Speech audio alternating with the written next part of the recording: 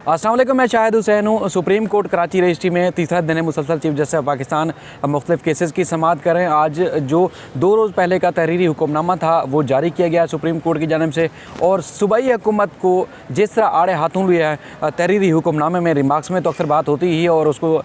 सूबाई इदारे जो है या सूबाई हुकूमत जो वो सीरियस नहीं लेती, वो तफसीलात आपके सामने रखेंगे और आज जो कुछ अदालत में हुआ वो भी आपके सामने रखेंगे। सबसे पहले वही जो वज़ीर आला सिंध मुराद अली शाह साहब पेश हुए थे सुप्रीम कोर्ट रजिस्ट्री में, उसके बाद फिर मुर्तज़ा वहाब साहब, जिसका मैंने जिक्र भी पहले भी किया था कि उनकी शदीद किस्म की बहुत आला किस्म की अदालत ने इज़्ज़त अफजाई की है। कुछ और भी अल्फाज हो सकते थे, लेकिन जो कुछ इदारों का हाल है तो वैसे ही बनता है वैसे, लेकिन अदालत ने उनकी शदीद किस्म की ली है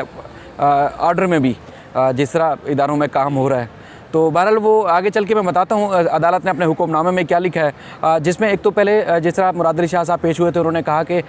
सुप्रीम कोर्ट में जो बहरिया टाउन के पैसे जमा हैं वो अगर हमें दे दिए जाएँ तो हम नाला के मुतासरीन जो है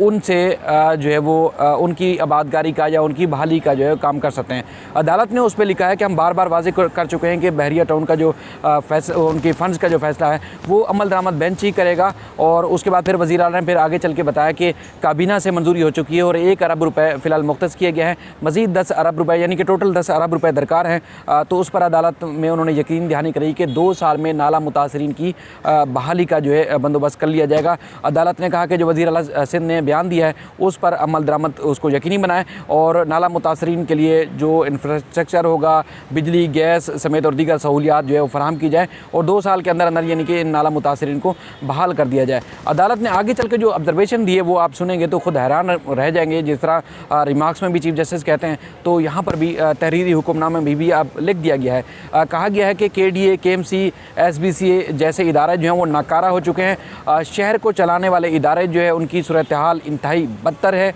और अफसरान के जो मुसलसल अफसरान के तेज़ी से ट्रांसफ़र और पोस्टिंग हो जाती है उसकी वजह से मामला जो है ख़राब हो रहे हैं। अदालत में समाअत के दौरान वज़ीर आला सिंध ने कहा था कि अफसरान की कमी की वजह से इजाफी चार्ज और अफसरान को दिया जाता है और उनके इसलिए उनको तबादले भी करने पड़ते हैं और सूबे में ग्रेड 17 से ग्रेड 21 के अफसरान जो है उनकी शदीद कमी का सामना है। वज़ीर आला ने अदालत को बताया कि वफाकी हुकूमत जो है अफसरान की कमी को पूरा करने के लिए उनसे ताउन नहीं करी। तो अदालत ने तहरीरी हुक्मनामे में भी लिखा है कि अटॉर्नी जनरल पाकिस्तान वफाक से कहें जो सूबे में जो अफसरान की कमी है उसको पूरा किया जाए। आगे फिर मुर्तज़ा वहाब साहब की बारी आती है। अदालत ने मुर्तज़ा वहाब साहब और इससे पहले जो वज़ीर आला सिंध ने रिपोर्ट पेश की थी उसको मुस्तरद किया है और कहा है कि जो पूरे कराची के जो रफ़ाही प्लाट हैं उनकी तफसीलात पेश की जाए कि मौजूदा सूरत हाल क्या है, कितने कब्ज़ा हो चुके हैं और उनकी असल बहाली का अदालत ने हुक्म दिया है कि शहर भर के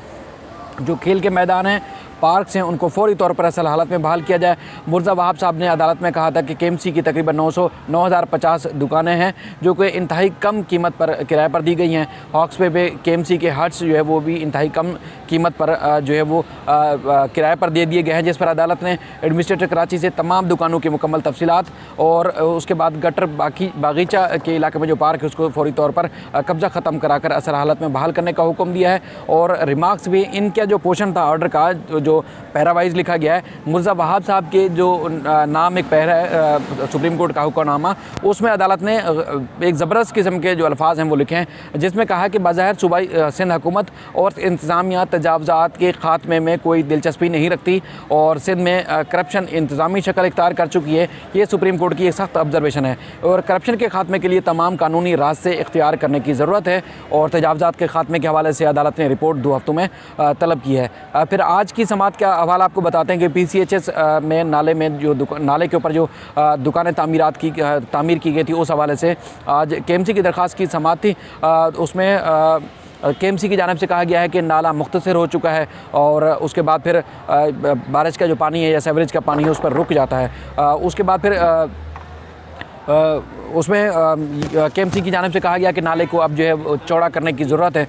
जिस पर चीफ जस्टिस ने कहा कि नाले के ऊपर से दुकानों की जो तामीरात है उसकी इजाज़त किसने दी। तो उसके बाद फिर KMC के वकील ने कहा कि PCHS ने ये सारी दुकानें अलाट की थी। जस्टिस इजाज़ुल अहसन ने कहा कि नाले के दोनों अतराफ 20-20 फुट तक जो कुछ तामीरात नहीं हो सकता और अगर आप एक जगह ब्लॉक कर देंगे तो पीछे सारा नाला जो है ब्लॉक हो जाएगा। PCHS के वकील ने कहा कि KMC के जो वकील हैं वो गलत बयानी कर रहे हैं, हमने नाले के ऊपर जो है तामीरात की इजाज़त नहीं दी। उसके बाद फिर अदालत ने कहा कि अब लिख कर दें कि नाले के दोनों अतराफ 20-20 फुट जो है वो कोई तामीरात नहीं होगी, और अदालत ने PCHS सोसाइटी में और उसके बाद फिर जो मुल्हका नाले हैं उसमें से फौरी तजावज़ात के ख़ात्मे का हुक्म दिया। और अदालत ने कहा कि राइट ऑफ वे जो है दोनों अतराफ उसमें वहाँ पर जो है तामीरात नहीं हो सकती, और ग्रीन बेल्ट को असल शक्ल में बहाल करने का हुक्म दिया है, और उसके बाद तजावज़ात के फौरी खात्मे का भी हुक्म दिया है। इसके अलावा हम आते हैं हिंदू जेम खाना, जो कि अहम तरीन, इसमें भी जस्टिस काजी अमीन साहब ने रिमार्क्स दिए।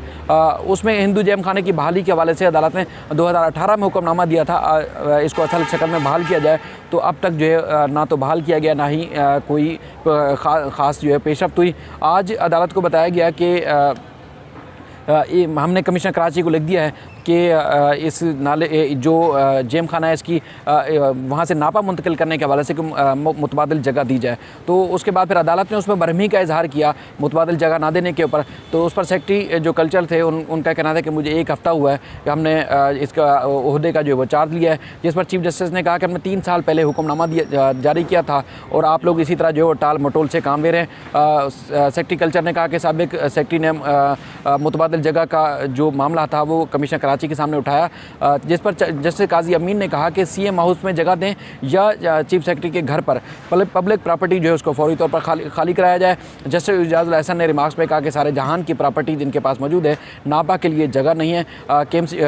जेम खाना के वकील ने कहा कि जेम खाना में मंदिर को जो है वो स्टूडियो में तब्दील कर दिया गया है, तो जिस पर चीफ जस्टिस ने कहा कि अगर मंदिर ख़त्म किया गया है तो शवाहिद दे और हम इसके ऊपर जो है कार्रवाई करेंगे। हमने सारे मंदिरों को बहाल करने का हुक्म दिया, इसे भी असल हालत में बहाल करने का हुक्म देंगे। और सुप्रीम कोर्ट ने नापा को मुतबादिल जगह देने से मुतालिक 2 दिन में सेक्रेटरी कल्चर से रिपोर्ट तलब की है। इसके अलावा एक और भी ख़ास था कि जो एहसाफ के कंटेनर यहाँ से पोर्ट से जाते थे अफ़गानिस्तान, उसमें 2 अफसरान को जो है वो बरतरफ किया गया था करप्शन के मामले पे। उसमें आज उनकी अपील पर जो कस्टम अफसरान थे उनकी अपील की समाअत थी, तो अदालत ने उनकी अपील जो है वो मुस्तरद की है और जो सर्विस ट्रिब्यूनल का जो हुक्मनामा था उसको जो है वो बहाल रखा है। समाअत के दौरान जो रिमार्क्स हैं वो भी इंतहाई दिलचस्प थे,